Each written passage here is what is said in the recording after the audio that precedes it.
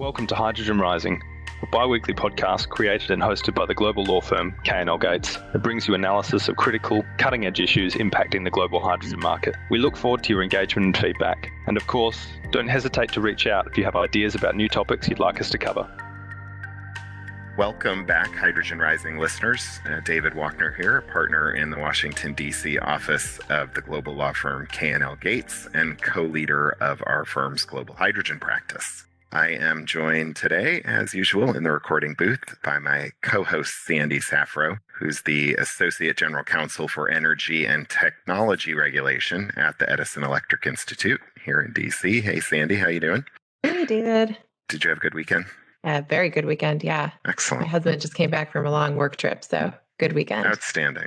Well, our regular listeners will remember that one of our recent episodes back in September, we hosted and spoke with my K&L Gates partner, Luke Reed, for the first part of our discussion on the maritime sector and hydrogen. Today, we're going to be continuing that maritime series with part 2, focused more deeply on regulatory and policy issues at the intersection of the maritime industry and hydrogen, and more broadly, the clean energy transition.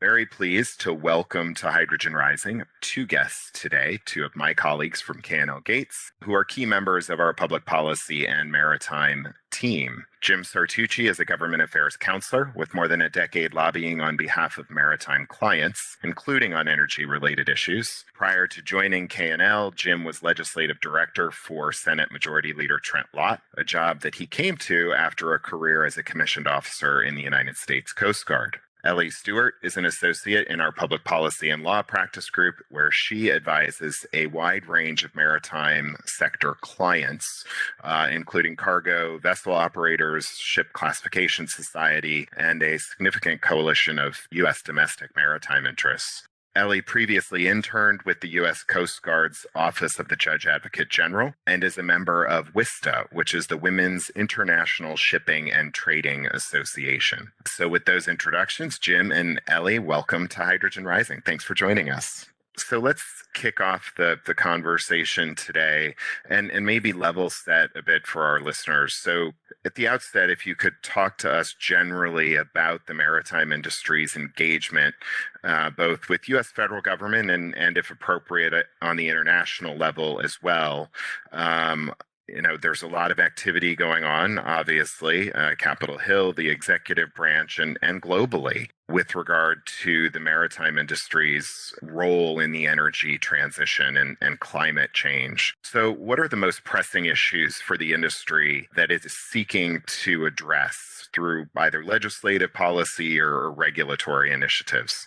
Thank you, David. I think that first to sort of frame this issue historically, this is the first transition in maritime fuel or energy source that is being driven by government regulation. The transitions from sail to coal to oil all occurred as the industry sought efficiencies and flexibility and cost reductions. In this case, it's being driven by a desire globally to reduce carbon emissions.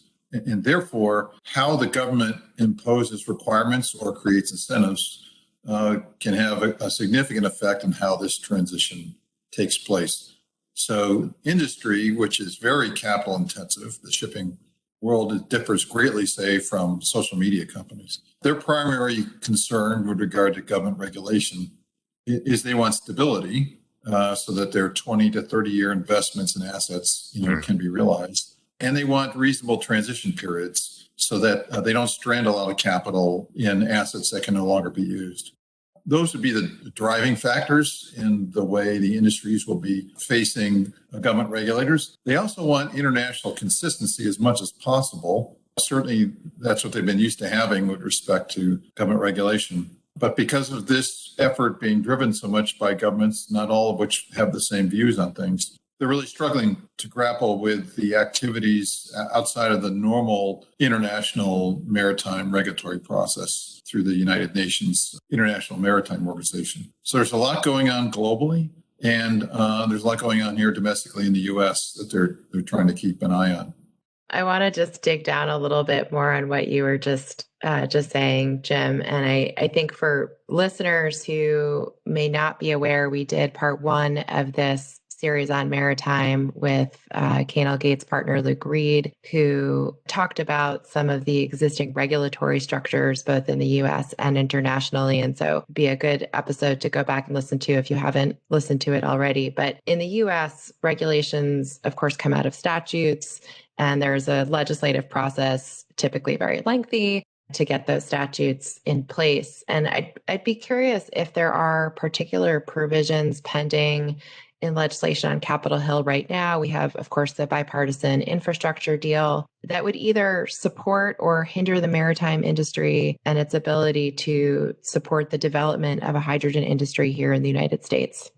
Just from the industry perspective, first for Elle talks, I think there's very much a focus on what kind of business you're in. So if you're in a relatively short haul business, if you're a small passenger ferry operator or short sea shipping, cargo transporter, you view availability of fuel as very much a localized issue, meaning whatever I'm considering changing to, can I get it just in those areas that I operate in, and can I make it work? If you're in the transoceanic transportation business, you're thinking very globally. If I have to transition to a fuel, can I get it everywhere I go? If I can't, then my fleet becomes less flexible and I have to have different ships for different parts of the world, or I have to change my trade routes based on fuel availability. So I think those two things kind of guide, depending on who you are as a company, what you're looking at out of the process. And I think Elle can then sort of dive into what's actually happening here in the U.S.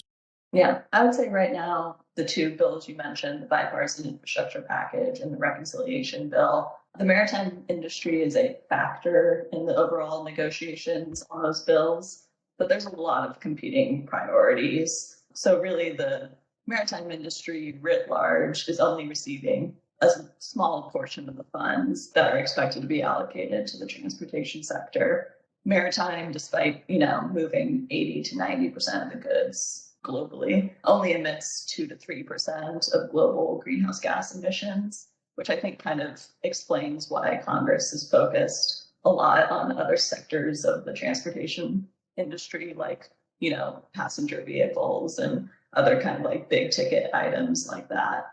And the maritime, there are certainly maritime provisions in both of those packages. A lot of it is focused on port infrastructure assistance rather than kind of the vessel operational side. And I mean, that port infrastructure is going to be crucial to the health of the overall industry as we kind of transition to different fuels. And there is, in the House version of the reconciliation bill, some proposed funding for kind of research and development into new clean alternative fuels for the maritime industry. So that's going to be important moving forward. But I would say the vast majority of the funding for the maritime industry is focused on the port side. Elle, can you actually talk a little bit more about what's included in the port infrastructure that's part of those two pieces of legislation? Yeah. So in the reconciliation bill, there's about $2.5 billion. And I should say reconciliation bill in the House, because the Senate reconciliation bill is extremely in flux at this point. But on the House side, the reconciliation bill includes about $2.5 billion for the Maritime Administration to support grants to ports, basically. And those grants would be tied to supply chain resilience, reduction in congestion, which, headlines across the country are talking about port congestion right now, the development of offshore wind support, and basically like projects that would lessen the port infrastructure's impact on the environment. So, through electrification of port equipment or various projects like that. That's great. That's helpful to understand. I guess one last question, just to kind of round the conversation out here, is really for both of you, Elle and Jim. As we talk about the energy transition and we talk about climate issues, where do you guys see the most likely opportunities for growth in the maritime industry?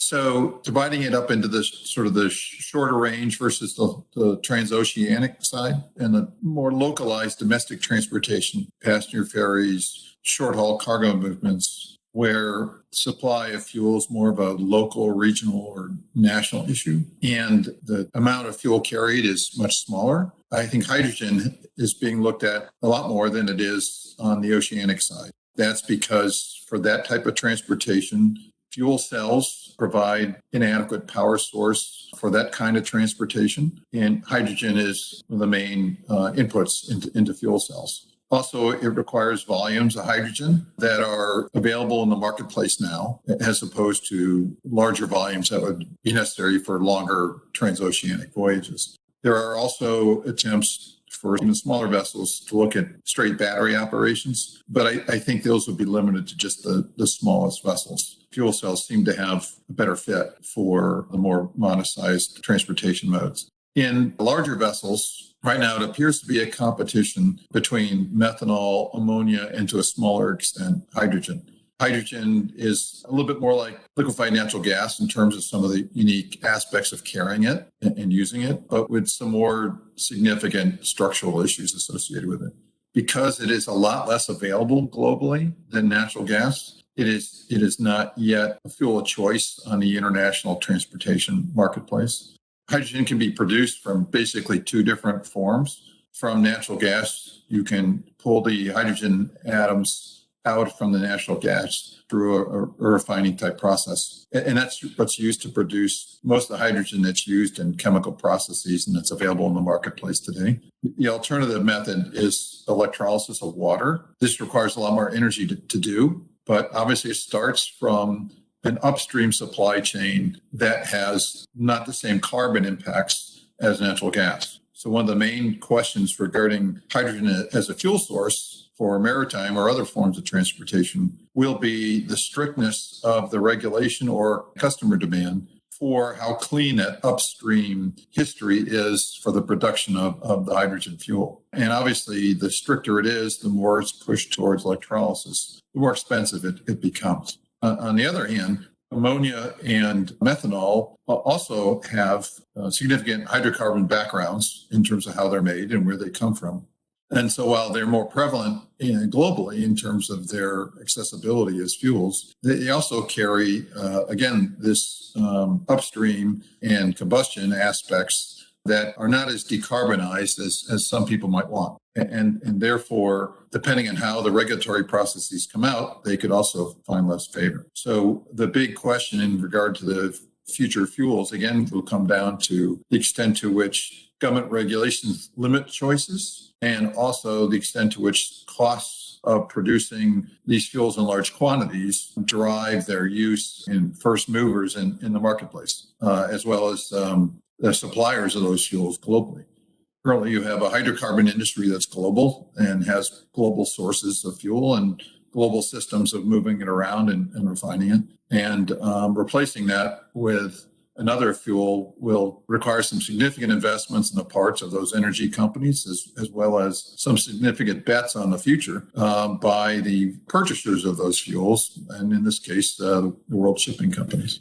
That's really well said, and I think an interesting perspective, Jim. Sandy, you'll recall a decade ago or so, and when we were importing LNG into the United States and thinking about exporting, interchangeability became an issue. What does imported LNG look like versus the historical domestic natural gas supply, and how does that impact, appliances and industrials and the like? And in this case, and I think to your point, Jim, not all hydrogen is going to be created equal. And to the extent that governments put in place particular specifications for it being green or clean, certain, emissions profile of the hydrogen, I think that it can either be limiting or helpful in terms of creating a global economy and allowing it to be available as a fuel source for the maritime business. So I appreciate that. I guess one just last question, I'd be interested, because I think, we've got a great listener base on Hydrogen Rising. We're, roughly 30 countries we've got listeners who are downloading the podcast from. And I think a lot of folks don't have the kind of exposure to the maritime business that you all do. I mean, you work with the clients day in and day out. Elle, we noted in the introduction your participation in WISTA. if you can kind of just take a minute or two to talk about the industry's view of the world, right? I mean, I know we've talked in specifics about hydrogen, but like, do they see this as an uphill battle? Are they kind of in it? I'm curious, kind of Elle and Wista, like, is the energy transition a topic that you all are talking about? But just to give our listeners a flavor as we kind of close out the episode. Yeah, I wouldn't say specifically on the Wista front, although obviously that's a huge organization and there might be subcommittees devoted to this issue. But I think the industry writ large sees it as both a challenge and an opportunity. Like, for example, the UN Secretary General just a couple weeks ago kind of like lambasted the International Maritime Organization a little bit, saying like, you have not done enough on CO2 emissions thus far. And there's an ongoing discussion. There's going to be an upcoming IMO meeting this fall to discuss emissions goals. And there's an ongoing discussion about, the current IMO goal is to reduce emissions 50% by 2050. But the United States and other countries are saying, we need to do more. So for companies that, are paying attention to these issues, I think it's an opportunity for them to get ahead of the curve. But I think a lot of this is the government and international organizations really pushing to say, maritime industry, like, this is important and we're going to need to do more. Yeah, and I would note from the industry perspective, 2050 is basically one ship lifetime away from where we are right now.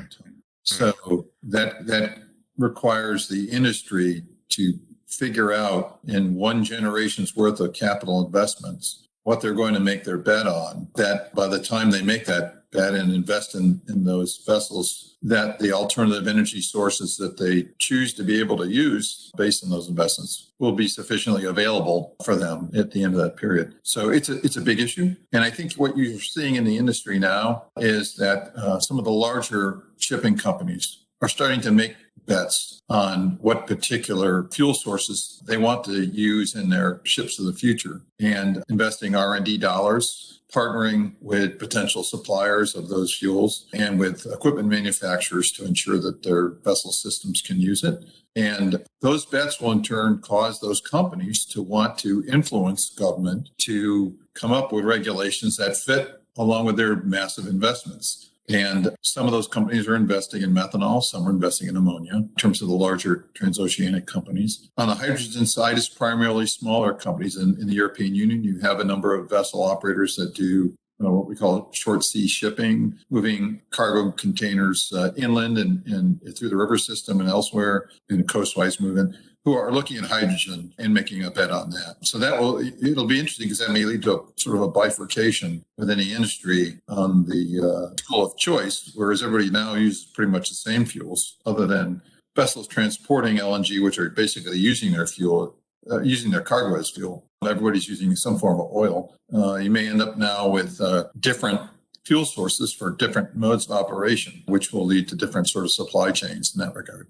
And then, of course, the big question on the use of ammonia or methanol is how will the government's reductions in carbon emissions demands track with the availability of producing a supply of those fuels that's sufficiently clean, according to whatever the regulations are, or by whatever their customer demands are, so that they can make that work. And I think that will be where a lot of both the sort of lobbying of government by industry and by environmental advocates, will really come to fore here, in that it's one thing to set a broad goal about reduced emissions. It's another thing to regulate or incentivize specific factors that will lead to very large changes in the availabilities or costs of specific fuels and affect the choices made in the next year or two by some of these large companies as to whether those are good investments or whether potentially some of those investments will be lost. So it's a very challenging time from a policy development standpoint and from an industry standpoint on deciding what to invest in. Yeah, I really appreciate that insight. And I think, Jim, your analogy about it being, 30 years from now, 29 years from now, 2050 being one ship life cycle away, I think is really compelling. I don't know that I've heard it put in that context before. So really, Jim and Elle, really appreciate both of your insights there. So with that, we are going to close up today's episode. Jim, Elle, we want to thank you both so much for taking time to sit down with me and Sandy and talking to our Hydrogen Rising listeners, giving us your thoughts on the future of the maritime industry and hydrogen.